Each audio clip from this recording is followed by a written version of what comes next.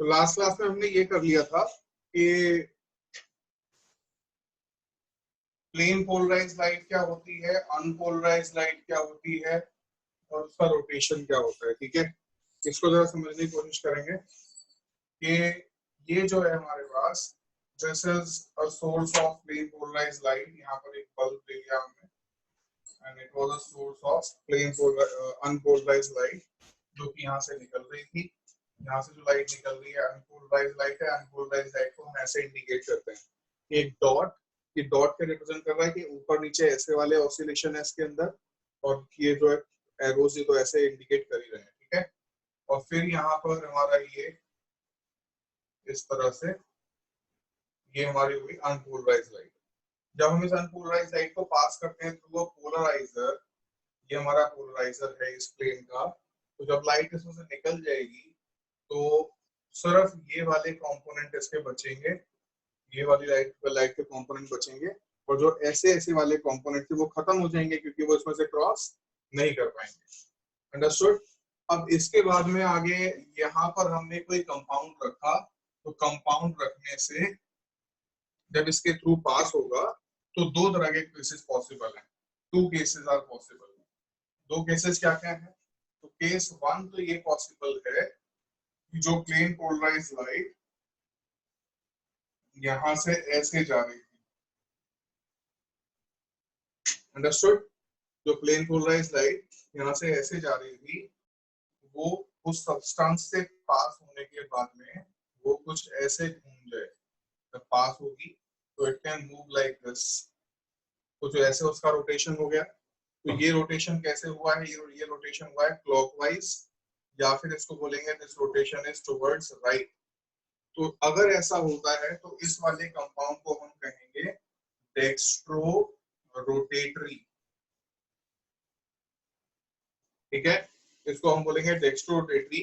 और जो भी उस कंपाउंड का नाम होगा उसके नाम से पहले, जो भी उस कंपाउंड का नेम होगा उसके नाम से पहले एक हम लगा देंगे positive sign. Okay, positive sign क्या इंडिकेट कर रहा है कि इसका ऐसे रोटेशन हुआ है। कभी कभी कुछ केसेस में पॉजिटिव के बाद आपको ब्रैकेट में एंगल ऑफ रोटेशन भी लिखा मिल सकता है कि कितना डिग्री रोटेट हुआ है। भाई ये जो है कुछ डिग्री रोटेट हुआ होगा ना यहाँ से, ये वाला एंगल, दिस एंगल, तो ये कितना डिग्री रोटेट हुआ है वो भी यहाँ पर लिखा मिल सकता है। तो यहाँ पर प्लस एंड एंगल जिससे वो रोटेट किया थीटा में लिख रहा हूँ मैं इसको, और उसके बाद फिर हम उस कंपाउंड का नाम लिखते हैं। अंडरस्टूड। दूसरा केस क्या है? तो दूसरा केस सेकंड जो था हमारा, दैट इज के यहाँ से हमारी जो ये लाइट पास हो रही है, जो यहाँ से लाइट जा रही थी, जो कंपाउंड के थ्रू ये लाइट पास हुई, दिस वाज द कंपाउंड, और कंपाउंड के थ्रू जब ये लाइट हमारी पास हुई तो ये ऐसे रोटेट हो गई। ऐसे मतलब एंटी क्लॉकवाइज रोटेट हो गई। ओके, और ये एंटी क्लॉक, ये जो रोटेशन है ये कहाँ से हुआ है? ये रोटेशन हमारा इधर से देखने से हुआ है। अंडरस्टूड। सामने से देखने से नहीं है, इधर से देखने से, बट वो रिप्रेजेंट नहीं कर सकता उसको, मैं वैसे ही करूंगा। और यहाँ पर ये भी देखने से, इधर से देखने से हमको रोटेशन मिल रही है। लास्ट क्लास में मैंने बताया था कि जैसे जो हमारी लाइट है, इफ इट इज दिस, ये ऐसे आ रही थी सीधी, तो कंपाउंड में से पास होने पर ये ऐसे घूम सकती है टुवर्ड्स राइट बोलेंगे इसको क्लॉकवाइज, या ऐसे घूम सकती है, इसको टुवर्ड्स लेफ्ट बोलेंगे। तो टुवर्ड्स राइट घूमी तो इसको बोलते हैं डेक्स्ट्रोरोटेटरी कंपाउंड जिसके थ्रू ये पास हो रही थी। टुवर्ड्स लेफ्ट घूमी तो लीवरोटेटरी कंपाउंड जिसके थ्रू ये पास हो रही थी। ठीक है, तो फिर हम इस कंपाउंड को क्या बोलेंगे? ये रोटेट कैसे हुई है? या तो इसको हम बोलेंगे इधर रोटेट हुई है, या फिर बोलते हैं टुवर्ड्स लेफ्ट रोटेट हुई है। ये राइट और लेफ्ट क्यों आया? बिकॉज ग्रीक में डेक्स्ट्रो का मतलब राइट होता है और लीवो का मतलब लेफ्ट होता है, तो इसको हम बोलेंगे, फिर ये बन गया लेवो रोटेटरी कंपाउंड। ओके, और यहाँ पर भी जितना एंगल ऑफ रोटेशन हुआ होगा उस एंगल को हम लिखते हैं, तो लिखेंगे माइनस, क्योंकि लेवो रोटेटरी है। फिर पहले माइनस लगेगा, उसके बाद में हम एक एंगल लिखेंगे, the angle by which it has rotated, and उसके बाद उस कंपाउंड का नाम आएगा। अंडरस्टूड। तो इसको नोट करो जरा।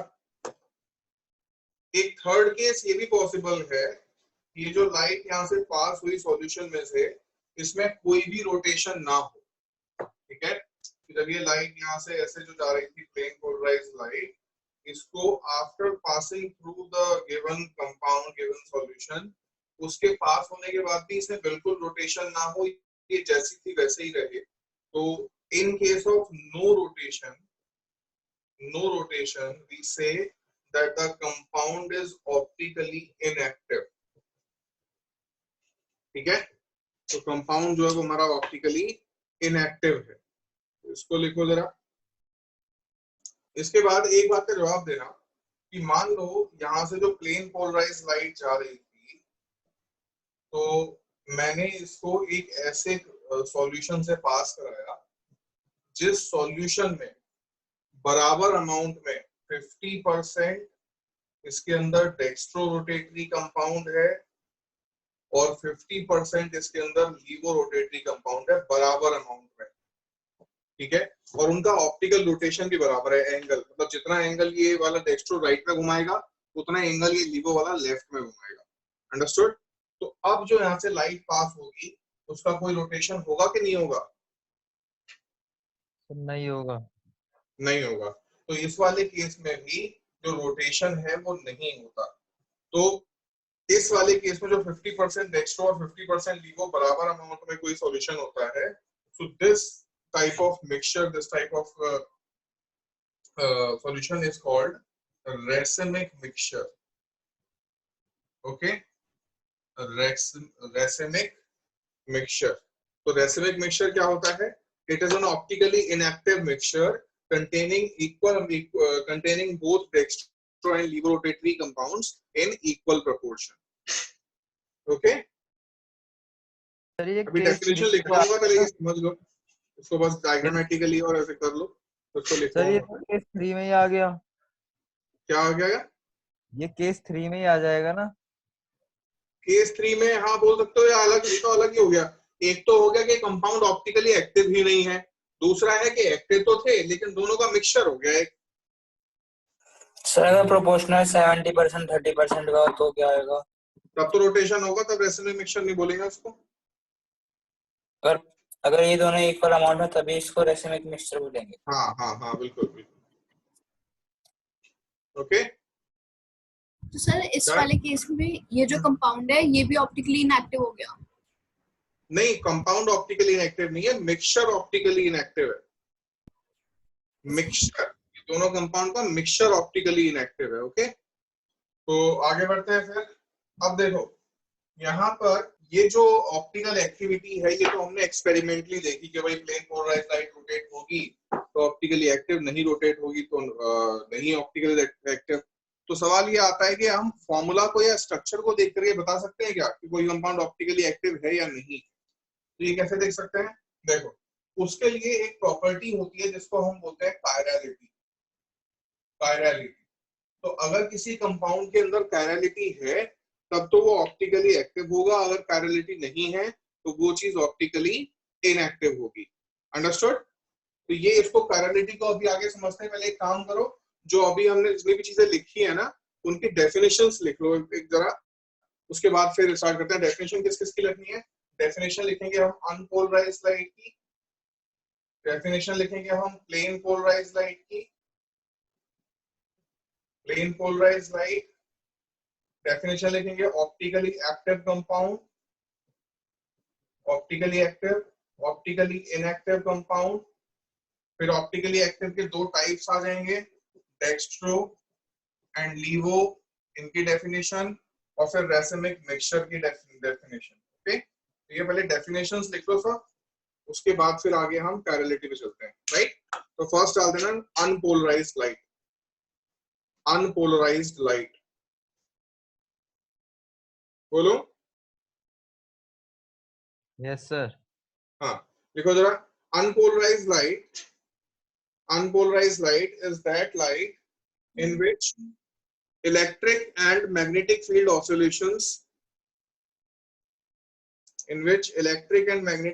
oscillations are present in all possible directions of a given plane perpendicular sir oscillation all के possible बाद directions of a given plane,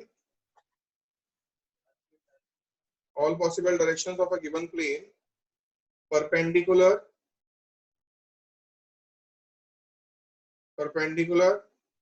to the direction of propagation of wave. Okay, done. So this is unpolarized. तो unpolarise light में क्या होता है कि जो direction of propagation होगी उसके परपेंडिकुलर एक प्लेन होगा जिसके अंदर हर डायरेक्शन में ऑसिलेशन हो सकता है. Okay, next we move on to plane polarized light.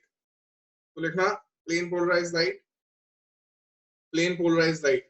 इसमें लिखो प्लेन पोलराइज्ड लाइट में लिखना plane polarized light is that light in which the oscillations of electric field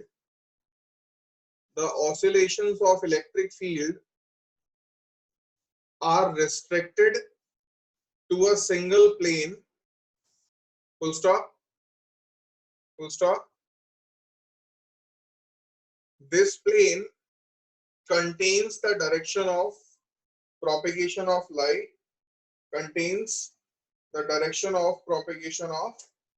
light, इसका मतलब क्या है कि ये वाला जो प्लेन है, मान लो दिस इज अ प्लेन, और इसके अंदर हमारे जो ऑसिलेशंस है वो ऐसे ऐसे हो रहे हैं, this kind of oscillations are there, और इसी प्लेन के अंदर हमारी वो डायरेक्शन भी होती है इधर लाइट जा रही है. तो this is the direction of velocity जिधर लाइट जा रही थी, और ये ऑसिलेशंस है. तो बट एक डायरेक्शन में, एक पर्टिकुलर डायरेक्शन में ये रिस्ट्रिक्ट हो गए. इसमें इस डायरेक्शन में ऑसिलेशन नहीं हो रहा, इसमें नहीं हो रहा, बस सीधे इसमें हो रहा है बस. Okay, so they are restricted to one plane only. Understood? Single plane which contains the direction of propagation of light and electric field oscillates perpendicular to it.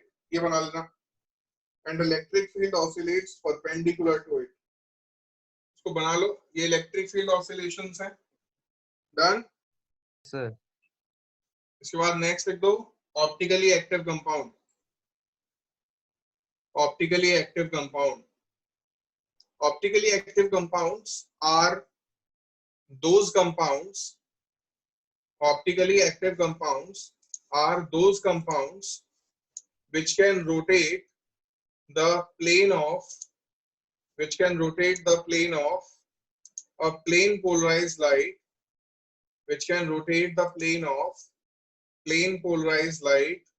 passing through it. तो लिखो जरा types of optically active compound. इसमें first आएगा dextrorotatory. तो dextrorotatory क्या होता है, इसको लिखना the optically active compound which rotates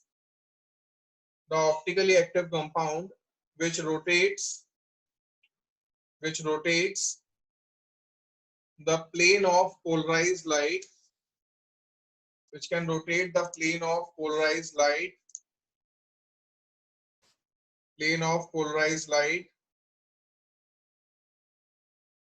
ठीक है, in clockwise direction or towards right. Next, अच्छा इसमें आगे लिख देना optical rotation of such compounds is indicated by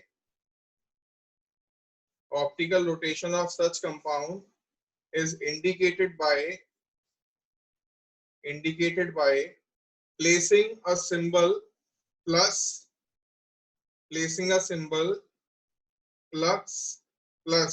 positive, ठीक है, before the name of the compound. Done? Yes, sir. Okay. Next है levorotatory. The optically active compound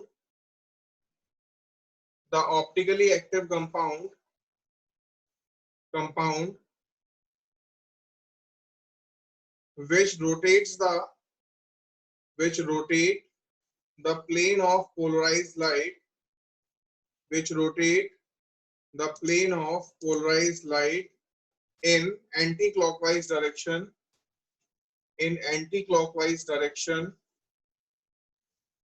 or towards left This rotation is indicated by placing a negative sign before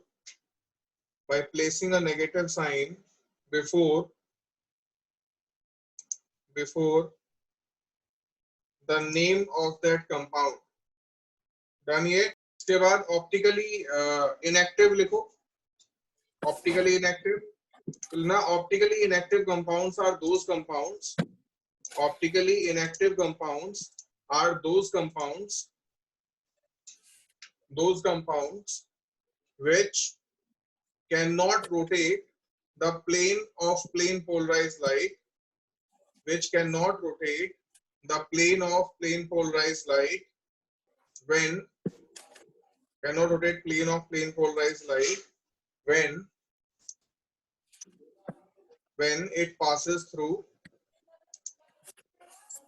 when it passes through the compound. ठीक है. एक video दिखानी है छोटी. पहले racemic mixture भी लिख लो. Racemic mixture. Racemic mixture is an optically inactive mixture. Racemic mixture is an optically inactive mixture which contain equal proportions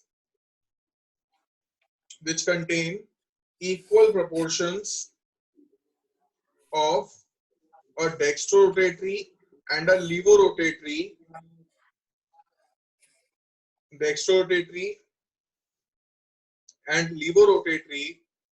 compound having equal angle of optical rotation. Which contains के बाद क्या है? Which contain equal proportions of a dextrorotatory and levorotatory compound. Having equal angle of optical rotation. Understood? एक ये देखना. Look at this. और सवाल ये आता है ऑप्टिकल रोटेशन को हम मेजर कैसे करते हैं. देखो, तो ये हमारी ये अनपोलराइज्ड लाइट हुई. पीछे से जब निकल रही थी अनपोलराइज्ड लाइट थी और ये हमने इसको पोलराइज कर दिया. तो जब ये सामने से देख रहे हैं तो पोलराइज्ड लाइट हमको कैसी दिखाई दे रही है, इस तरह की. ये अनपोलराइज है. देखो इसको समझो, पीछे अनपोलराइज थी, पोलराइजर में से पास हुई तो सिर्फ एक ही प्लेन बचा है. This is polarized light. ठीक है ना. अच्छा, अब ये दो चीजें होती हैं. ये वाला जो है इसको हम बोलते हैं पोलराइजर और ये जो पीछे वाला है इसको बोलते हैं एनालाइजर. अब ये कैसे काम करता है जरा देखो. ये देखो, ये जो पीछे वाले के तुमको एक्सेस दिख रही है, इसके मॉलिक्यूल कैसे अरेंज है, ऐसे सीधे वर्टिकल है ना. और ये आगे वाले के मॉलिक्यूल कैसे अरेंज है, सीधे वर्टिकल. तो जो ऑसिलेशंस इसमें पीछे वाले में से पोलराइजर में से पास होकर के आ जाएंगे वो इसमें से भी पास हो जाएंगे. अंडरस्टूड? क्योंकि दोनों का जो प्लेन था वो सेम रखा है हमने. बट अगर हम इसमें से एक को रोटेट करते हैं, जैसे ये आगे वाला जो एनालाइजर है, ये वाला, इसको जब हम रोटेट करेंगे तो देखो क्या इफेक्ट पड़ता है. इसको रोटेट कर दिया, 90 डिग्री रोटेट कर दिया, तो अब देखो जो ऑसिलेशंस पीछे से पास होकर के आ रही हैं वर्टिकल, वो इसमें से पास हो पाएंगी क्या? No sir. ठीक है, यहाँ पे रुक जाएंगी. तो यानी कि 90 डिग्री घुमाने पर हमको यहाँ पे अंधेरा मिलना चाहिए. अंडरस्टूड? लाइट पास ही नहीं हो पाएगी तो बिल्कुल डार्क मिलना चाहिए. अब देखो, जब हमने इसके अंदर ये कंपाउंड रख दिया तो कंपाउंड रखने से क्या हुआ, ये रोटेशन जब ऐसे आ रही थी, अब ये इसका एंगल चेंज हो गया ना. तो एंगल चेंज होने से क्या होगा कि अब वो लाइट इसमें से पास होने लगेगी जो पहले पास नहीं हो पा रही थी. अंडरस्टूड? भाई अगर ये ऐसे आती सीधे वर्टिकल, जैसे ये दिख रही है, ये माउस के पॉइंटर पे ध्यान देना, जैसे ये ऐसे आ रही थी, अगर ये ऐसे ही आती रहती तो इसके थ्रू पास नहीं होती. लेकिन क्योंकि ये घूम गई थोड़ी सी आते आते, तो इसलिए इसमें से क्या हो पा रही है, पास हो पा रही है इसके अंदर से. तो हम बोलेंगे कि ये जो कंपाउंड है इसने क्या कर दिया, देखो घुमा दिया ना इसको, तो ये ऑप्टिकली एक्टिव था. तो अब 90 डिग्री घुमाने पर हमको लाइट मिल रही है, अंडरस्टूड। अब अगर 90 डिग्री घुमाने पर लाइट मिल रही तो इसको और कितना घुमाना पड़ेगा ताकि वापस डार्क आ जाए, ओके। और अगर इसको हमें घुमाना पड़ा इस तरफ, ध्यान से देखो, अगर इसको वापस डार्क लाने के लिए, वापस अंधेरा लाने के लिए हमको इधर घुमाना पड़ा तो बोलेंगे जो बीच में कंपाउंड रखा था वो लीवो रोटेटरी था।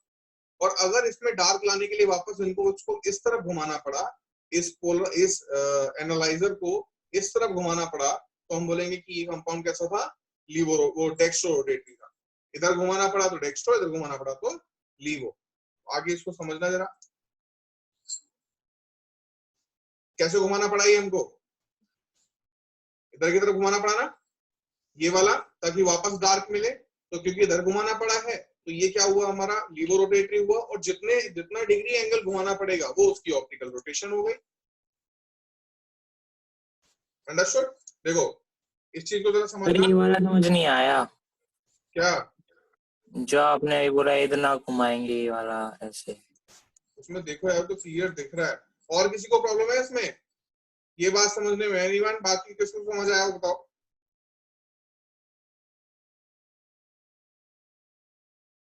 ये वाली ये घुमाने वाली बात समझ आई? एक बार वापस समझ लो, देखो, पर ये अच्छे से दिमाग में बिठा लो भाई, इसको गड़बड़ नहीं करना।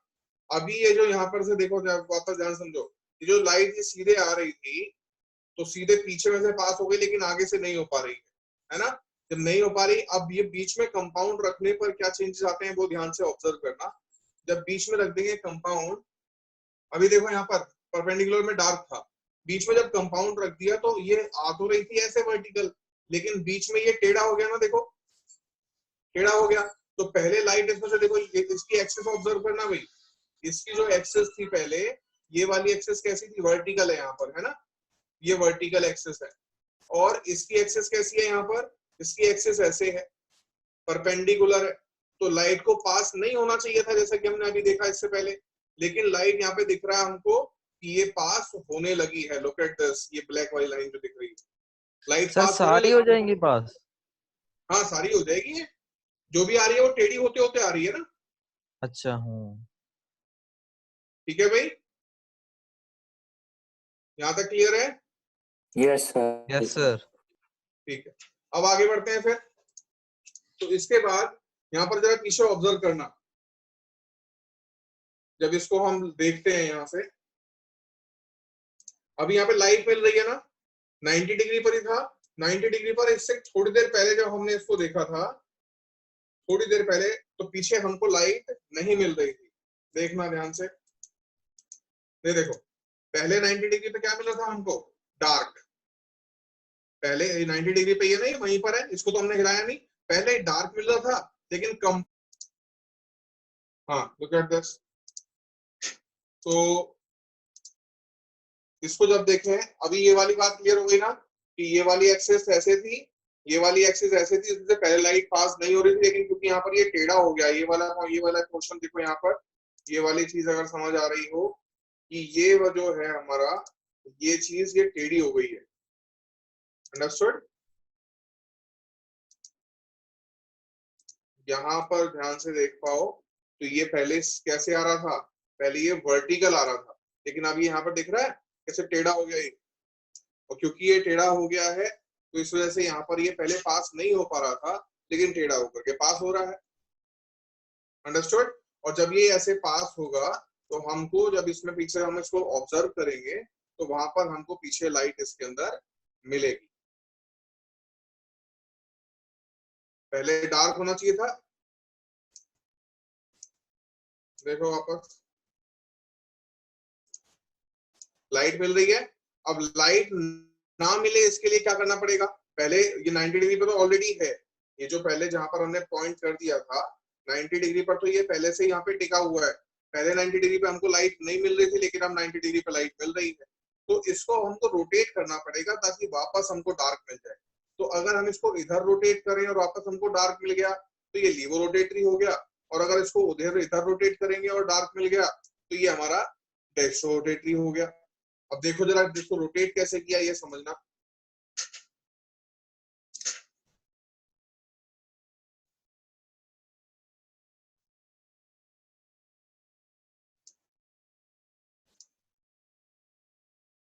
लुक एट दिस, ये देखो रोटेट कैसे होगा, ये रोटेट हुआ ना। अब देखो रोटेट, जब इसको, अभी ये कैसा था पहले, पहले सीधा था, अब ऐसे ये टेढ़ा हो गया, तो टेढ़ा होने पर हमको डार्क मिलता है। अंडरस्टूड? तो क्योंकि इसको इधर घुमाना पड़ा है हमको, देयरफॉर ये लीवो रोटेटरी कंपाउंड होगा, और अगर इसको इधर घुमाना पड़ता तो ये डेक्स्ट्रो रोटेटरी कंपाउंड होगा, और जितना एंगल घुमाना पड़ेगा वो एंगल ऑफ रोटेशन हो गया। सर अब ये समझ आए एनालाइजर को घुमाना है, क्या? एनालाइजर को घुमाना है ना? हाँ, एनालाइजर को घुमाना है, बिल्कुल ठीक है भाई। Okay sir. Understood everyone? Yes sir. चलो, तो इस तरह से हम ऑप्टिकल रोटेशन को प्रैक्टिकली, एक्सपेरिमेंटली हम इस तरह से ऑप्टिकल रोटेशन को मेजर करते हैं। कायरलिटी पर आते हैं, तो कायरलिटी क्या होता है इसको जरा समझते हैं। Chirality is the property, chirality is the property of an object, ठीक है, is the property of an object. ये कंपाउंड नहीं, किसी की भी प्रॉपर्टी हो सकती है। प्रॉपर्टी ऑफ एन ऑब्जेक्ट ये लिखना है अभी? टू फॉर्म, नहीं अभी सुन लो, पहले समझ लो। Chirality जो है, it is the property of an object to form non-superimposable mirror image. Non-superimposable mirror image of itself. तो अपनी खुद की non-superimposable mirror image जो बना सके, उसको हम क्या बोलेंगे? It is a chiral object. Non-superimposable कैसे? कि अगर मैंने यहाँ पर ये लिखा I write this B, और यहां से जरा देखो इसकी मिरर इमेज जो बनेगी वो कैसे बनेगी, ये बनेगी। इसको उठा करके यहाँ से एज इट इज इसके ऊपर रख दो, तो ये सुपर इम्पोज करता है कि नहीं करता है? सुपर इम्पोज करेगा या नहीं करेगा?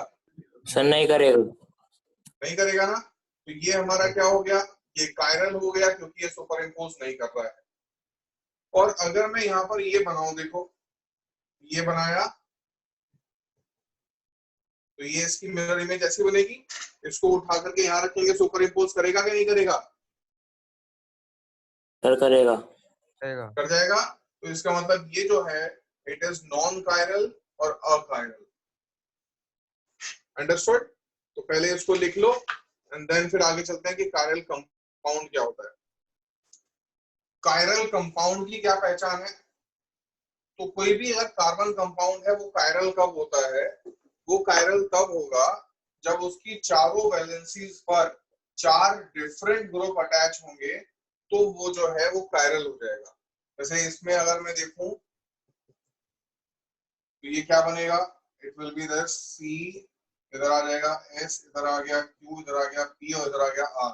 क्या ये सुपर इम्पोज करेगा? No sir. क्या ये सुपर इम्पोज करेगा? No sir. अभी नहीं करेगा ना, तो ये सुपर इम्पोज नहीं करेगा, तो ये क्या हो गया हमारा? This is a chiral compound. Okay, chiral compound. और एक बात और, कायरल कंपाउंड में इन दोनों में से एक जो है हमारा, वो डेक्स्ट्रो रोटेटरी होता है, और दूसरा जो है वो लेवो रोटेटरी होता है, ये ध्यान रखना, ठीक है। और इन दोनों को, ये जो हमारा डेक्स्ट्रो लेवो रोटेटरी जो मिरर इमेज का कॉम्बिनेशन बना है, इनको हम बोलते हैं ऑप्टिकल आइसोमर्स। ये ऑप्टिकल आइसोमर्स है, या फिर इनका एक और नाम है, इनको हम कहते हैं इनेंशियोमर्स। तो हम बोलेंगे ये वाला कंपाउंड इसका और ये वाला कंपाउंड इसका, ये दोनों आपस में, इनमें क्या रिश्ता है? ये एक दूसरे के ऑप्टिकल आइसोमर है, या फिर ये एक दूसरे के इनेंशियोमर है। ओके, इसको पहले नोट कर लो, एक लाइन लिख लो, एक लाइन लिखना कि chiral compounds are those compounds in which the 4 valencies of carbon are attached to different groups. 4 valencies of carbon are attached to different groups.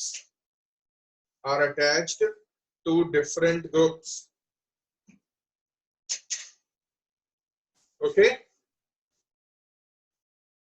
इसको लिख लो। सर पर ये स्ट्रक्चरल कंपाउंड आइसोमर्स भी तो हो सकते हैं। स्ट्रक्चरल आइसोमर कैसे में बताना जरा। इनका वो तो सेम है ना, क्या कहते हैं,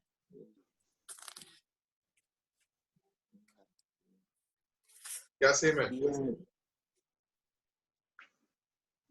स्ट्रक्चरल आइसोमर कौन से होते हैं जरा बताना। Chain isomer, position isomer, functional isomer, metamer, उनमें से कोई भी कैटेगरी में आ रहे हैं क्या ये? उसमें तो नहीं आ रही। तो फिर स्ट्रक्चर कैसे हो जाएंगे? नंबर ऑफ कार्बन की चेन भी सेम है, पोजीशन ऑफ सब्स्टिट्यूएंट भी सेम है, तो फिर कैसे हो जाएगा? मिरर इमेज बनाने से नंबर ऑफ कार्बन चेन और पोजीशन डिफरेंट हो जाएगी क्या? No sir. फिर स्ट्रक्चरल आइसोमर नहीं होगा ना। ठीक है, लिखो एनेंशियोमर या ऑप्टिकल आइसोमर लिखना, तो लिखो एनेंशियोमर्स, एनेंशियोमर्स और optical isomers are those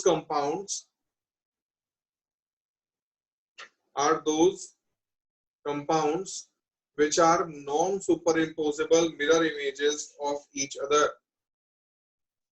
which are non-superimposable mirror image of each other, non-superimposable mirror image of each other. Understood? मैं कुछ एग्जांपल्स बता रहा हूँ, इसमें बताना कौन सा कायरल कार्बन है किसी में या कायरल कार्बन नहीं है। 2 ब्रोमो, 2 मिथाइल ब्यूटेन,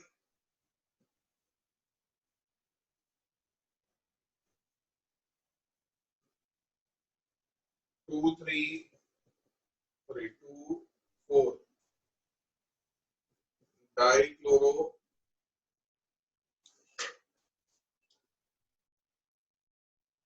पेंटेन,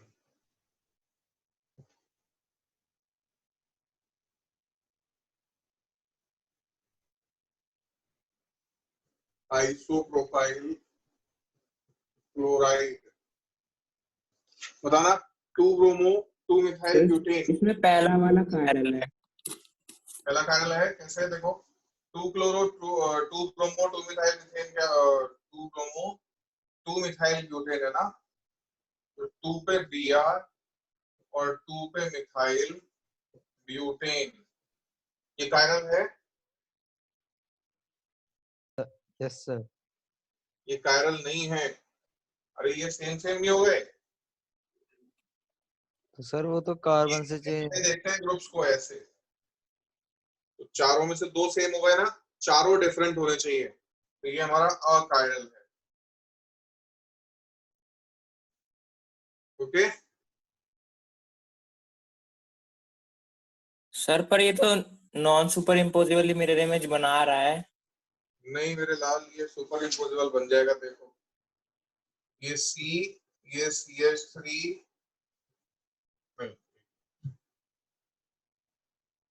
ये C, ये CH3, ये CH3, ये CH2 CH3 और ये Br।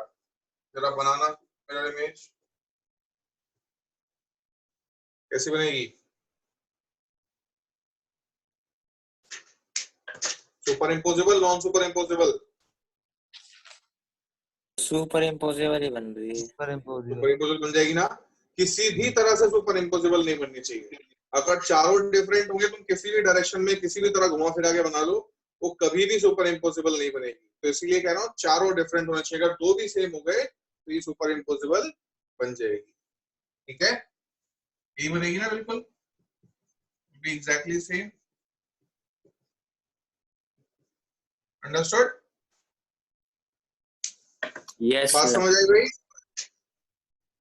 तो मैं फिर से बता रहा हूँ, सुपर मिरर इमेज बना करके बार बार देखोगे तो गलती होने के चांसेस ज्यादा हैं।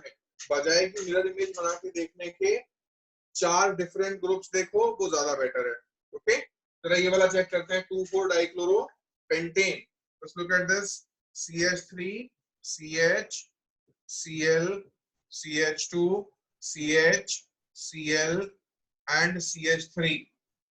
ओके, अब चारों वैलेंसी देखनी है तो ये वाला हाइड्रोजन भी मैं ऐसे लिख देता हूँ और ये वाला हाइड्रोजन भी मैं ऐसे लिख देता हूँ। ठीक है, तो जरा चेक फॉर दिस कार्बन, एक तरफ इसके ये Cl है, एक तरफ CH3 है, एक तरफ H और एक तरफ ये पूरा ग्रुप है, तो बताओ ये कायरल है कि नहीं है? यस ये सर, तो कायरल है। ये कायरल है, तो ये वाला हमारा कायरल हो गया। और इसको भी देखो जरा, एक तरफ CH3, एक तरफ Cl, एक तरफ H और एक तरफ ये पूरा, कायरल है कि नहीं है? ये भी कायरल हो गया। अंडरस्टूड? जब हम कायरल की बात करें तो पूरा पूरा देखते हैं। कौन सा? ये वाला जो आप ये वाला करा रहे हो, इसमें क्या नहीं समझ आया? इसमें ये एक ये CH3 है, एक ये Cl है, एक ये ऊपर H है और एक ये पूरा है। ठीक है सर, समझ आया। ठीक है, बना लो इसको। तो इसमें दो कायरल कार्बन है, और दो कायरल कार्बन होंगे तो इसमें कितने ऑप्टिकल आइसोमर बनेंगे? 4। याद रखना, एक अगर होगा, क्योंकि देखो एक इसकी वजह से नॉन सुपर हाइड्रोजन इमेज बनेगी और एक इसकी वजह से बनेगी, तो टोटल मिलाकर के मतलब 4, 2 पेयर हो जाएंगे, तो 4 ऑप्टिकल आइसोमर हो गए।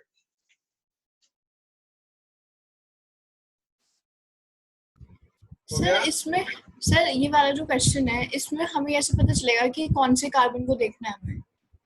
सबको देखना है। इस वाले कार्बन को देखो, सबको देखो। इस वाले कार्बन पे 3 हाइड्रोजन है, एक जैसे हो गए, नॉट पॉसिबल। इस वाले पर 2 हाइड्रोजन है, एक जैसे हो गए, नॉट पॉसिबल। इस वाले कार्बन पे 3 हाइड्रोजन है, एक जैसे हो गए, नॉट पॉसिबल। सबको देखो। ओके? ओके सर, ओके तो सर सर। जहाँ से डिफरेंट हो वहां से ले लो। हाँ, जहां से डिफरेंट है वो ले लो। Okay, clear everyone? तो यहां तक हमारा ऑप्टिकल एक्टिविटी जो है वो खत्म। ठीक है, नेक्स्ट साइड डाल दो SN2 reactions, substitution nucleophilic bimolecular, substitution nucleophilic बाइमोलिक्यूलर।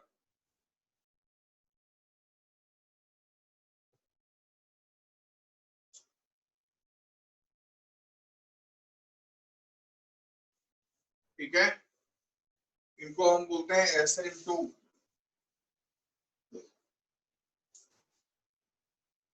Understood? अब ये होता क्या है इसको समझो। इसको हम बाइमोलिक्यूलर रिएक्शन क्यों बोलते हैं? बिकॉज एक ही स्टेप में 2 मॉलिक्यूल रिएक्शन में पार्टिसिपेट करते हैं। ठीक है, that's why it is known as a bimolecular reaction. तो इसको जरा लिखना, बाइमोलिक्यूलर रिएक्शन ये क्या होती है, इसको जरा लिखना।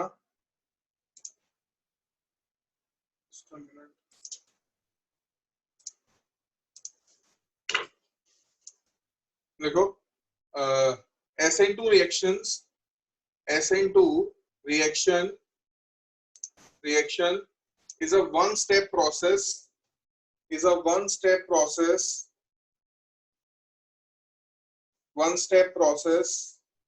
which involve the attack of nucleophile,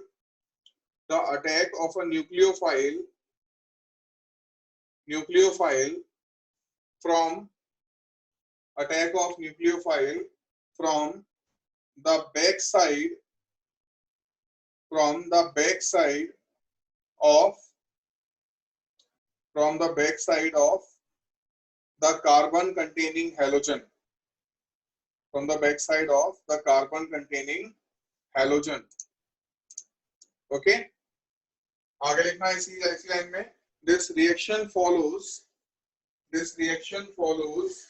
second order kinetics.